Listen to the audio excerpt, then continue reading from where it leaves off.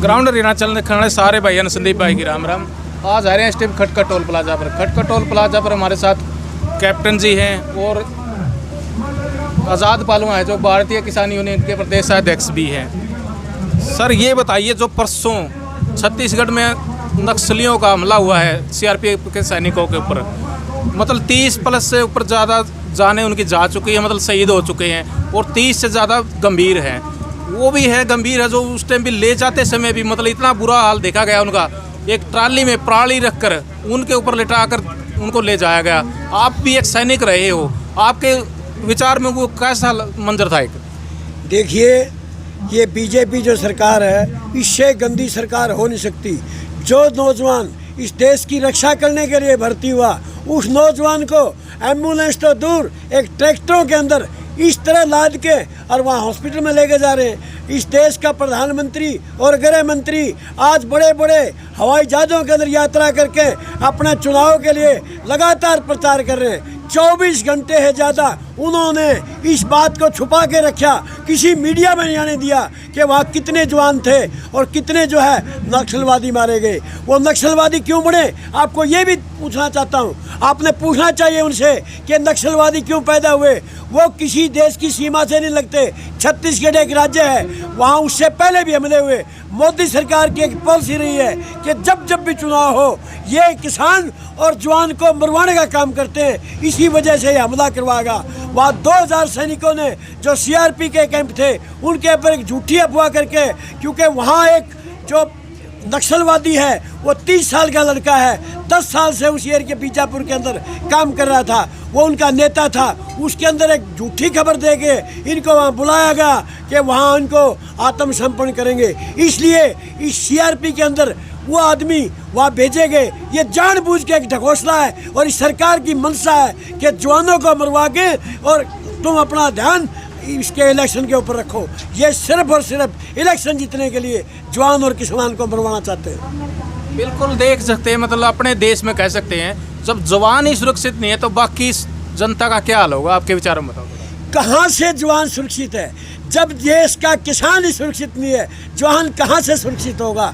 अरे इन किसानों के बच्चे तो वहाँ हैं। किस नेता का बच्चा आज किस फौज के अंदर है, किस सीआरपी के अंदर है, किस पुलिस के अंदर है? आपने देखा हुआ कोई नेता का लड़का है किसी फौज के अंदर? वो सिर्फ इन किसानों के बच्चे हैं। वही लड़के देश की सीमाओं की रक्षा करते हैं, वही लड़के यहाँ आकर अन्न पैदा करके इस अन्नदाता के साथ जो है पेट भरने का काम करते हैं। आज उनको सरकार मरवाने का काम कर रही है। मतलब प्रधानमंत्री के लिए तो इतने बड़े बड़े जहाज आने जाने के लिए, लेकिन एक सैनिक के लिए मतलब अगर वो जख्मी भी हो जाता है तो एक ट्रेलियों में लाद कर मतलब प्राणी रख कर, मतलब ये हालात है देश के। आप क्या कहोगे इसके बारे में? हालात ये है देश की कि आज देश गुलाम होने से थोड़ा सा बचा हुआ है, जब तक इन जवानों में और किसानों में ताकत है। नहीं तो ये देश को कभी का गुलाम बना के आज भी इस देश को गुलाम बना रहे हैं। अडानी और अंबानी को बेचा जा रहा है। आप ये कहते थे हवाई जहाज नहीं बेचेंगे, कहते थे रेलवे लाइन नहीं बेचेंगे। ये इन्होंने कौन सी ऐसी जगह छोड़ी है जिसको बेचा नहीं है? ये लगातार इस देश को गुलाम बनाने की ओर ले जा रहे हैं। ये बात तो बहुत बड़ी बड़ी करते थे। आज कहाँ गया प्रधानमंत्री? बहनों भाइयों, मैं बिकने नहीं दूंगा। अरे सब कुछ तो बेच दिया। इस मीडिया के अंदर सब कुछ मोदी मीडिया बन गया। ये लोकल चैनल ही हैं जो थोड़ा बहुत दिखाते हैं, बाकी कोई चैनल आज किसानों की आवाज़ को उठाता है, जवानों की आवाज़ को। क्या जवानों की हालत है? बात करते थे वो आरोपी देंगे, आज तक कहाँ दिया है? 1 पैसे का इन्होंने फ़ायदा नहीं किया। जवानों की पेंशन तक बंद की है। आप ये भी देखिए किस नेता की पेंशन बंद है, चाहे वो MP हो, चाहे MLA हो, चाहे पूरा सांसद हो, उनकी पेंशन लागू है। एक जवान और किसान जो है जो 24 घंटे काम करता है, उनकी पेंशन बंद कर दी गई। कहाँ की बातें करते हैं? बात तो बहुत बड़ी बड़ी है। ये सिर्फ और सिर्फ वोट बटोरने के लिए लोगों को धोखे में रख के एक ही बात चाहते हैं कि हमारे वोट आ जाए, बाकी का भाड़ में जाओ। पहले भी देखा गया सीआरपीएफ बटालियन के ऊपर जम्मू में हमला हुआ था, लेकिन आज तक भी उसकी जांच ऐसी की ऐसी है, मतलब उसकी कोई रिपोर्ट सामने नहीं आई। उसके ऊपर आपका क्या कहना है? हमारे देशी में एक कहावत है कि जांच कौन करेगा? यही करवाने वाले क्या वही जांच करेंगे? अगर जेल या जींद के अंदर आप बैठे हो, या डीसी के खिलाफ कोई कार्रवाई हो और डीसी उसको जांच करेगा तो अपने खिलाफ कोई आरोप दायर करेगा? आप देख रहे हो हालत है ये। इस देश के अंदर वही काम करवाते हैं और वही जांच बैठाते हैं। जांच बैठाना होता है लोगों को उस तरफ से हटा देना ताकि लोगों का ध्यान बढ़ जाए। ये जांच झूठी बैठाते। आज तक कोई भी जांच हो, ये बात तो करते थे राफेल के अंदर कि ना खाऊंगा ना खाने दूंगा। आप कल ही फ्रांस की एक कंपनी ने जो ऑडिट किया था उसके अंदर देखा होगा 800 करोड़ का घोटाला, 800 करोड़ का ऑडिट ने निकाला है कि बिचौलियों को दिया गया है। ये बहुत बड़ी बड़ी बात करते थे अम्बाड़ा के अंदर कि राफेल आ गया है, चाइना भाग गया है, सब कुछ छूट गया है। कहाँ गया वो? ये रिश्वत लेने वाले हैं। बगैर रिश्वत के आप कहीं भी जाके देख लियो, एक काम करवा के दिखा दो। जहाँ पहले 10 रुपये रिश्वत होती थी, आज वहाँ 500 रुपये रिश्वत है। आप लगातार रिश्वत के ऊपर चल रहा है देश। बिल्कुल, आप देख सकते हैं कैप्टन साहब ने साफ रूप से कह दिया है, रिश्वत के बगैर कुछ नहीं है इस देश में। हमारे साथ हैं आज़ाद पलवा जी। आज़ाद पलवा जी, जो रोहतक में घटना हुई, मतलब एक 80 साल के बुजुर्ग के भी चोट लगी, काफ़ी और भी लगी, महिला शक्ति भी बस के ऊपर चढ़ी कर उनका सामना करते हुए देखी, इस पर आपका क्या कहना है? भाई कहना तो हमारा यही है कि इससे गंदी सरकार और इससे बदतमीज सरकार, हमने तो जैसे बुजुर्ग है हमारे 90-90 साल के, वो भी ये कहते कि हमने नहीं देखा अपने जीवन में, जो लाठी भी चार्ज करती है, हमारे बुजुर्गों का, किसान भाइयों का सर भी फोड़ती है, टांग भी तोड़ती है और फिर मना भी कर देती है कि लाठी चार्ज हुए है ही नहीं। तो हम पूछना चाहते हैं भाई, जब हमारे बुजुर्गों का सर फुटा है, टांग टूटी है और सरकार कह रही है कि लाठी चार्ज नहीं होया, भाई जिन लोगों ने वो टांग तोड़ी है, सर फोड़ा, उनके खिलाफ मुकदमे तो दर्ज होने चाहिए। उस एसपी के खिलाफ होना चाहिए, डीसी के खिलाफ होना चाहिए, लेकिन इसके प्रति कोई कार्रवाई नहीं। हम उसकी कड़े शब्दों में तो निंदा करते हैं और सरकार को चेताना चाहते हैं भाई इस प्रकार की हरकतों से बाज आए, नहीं तो किसान का जो गुस्सा है वो इतना बढ़ चुका है कि हालात गृह युद्ध के भी हो सकते हैं और ये काबू में नहीं बात आओगी।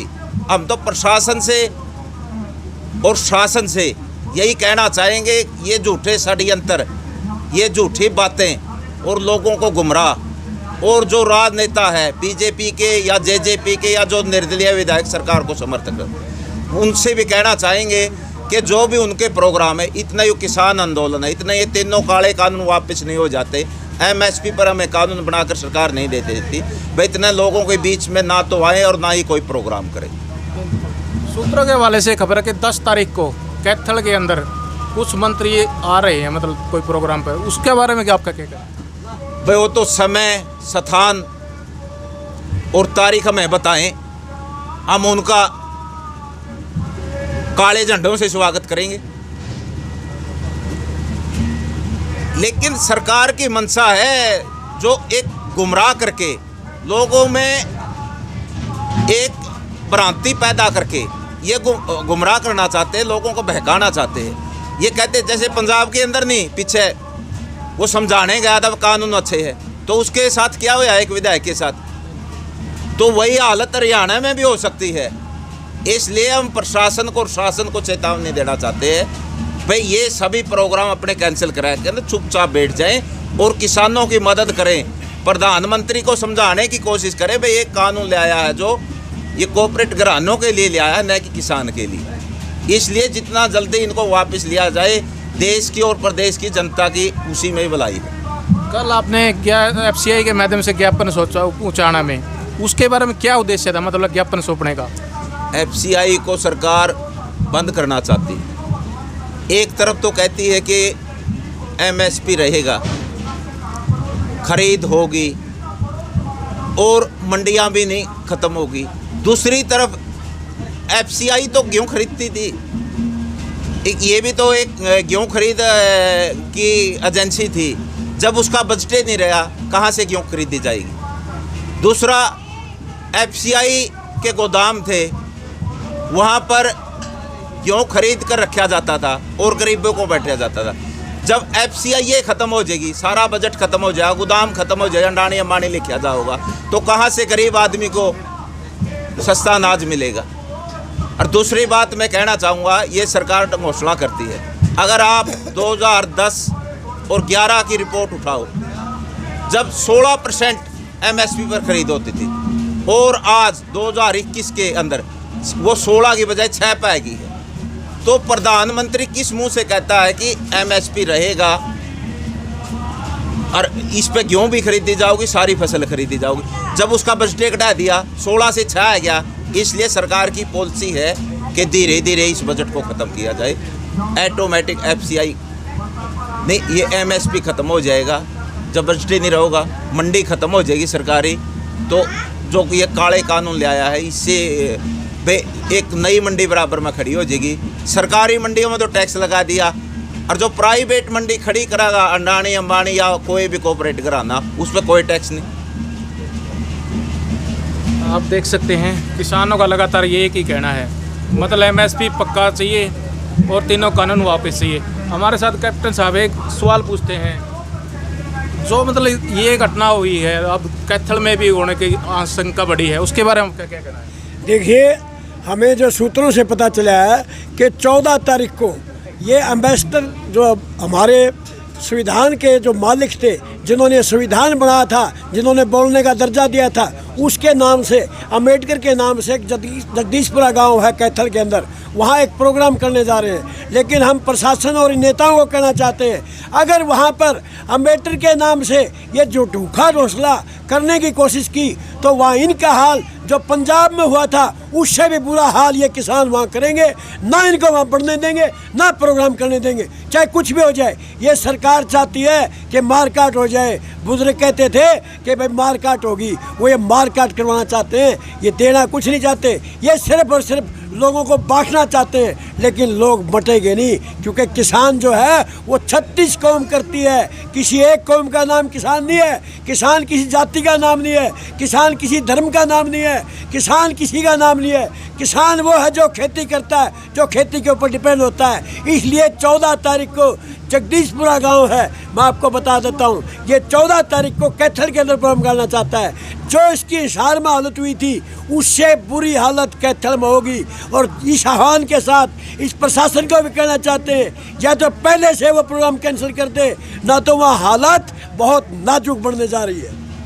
बिल्कुल, किसानों का विरोध है जो लगातार जारी है। आप इस वीडियो को अधिक से अधिक शेयर करें। धन्यवाद।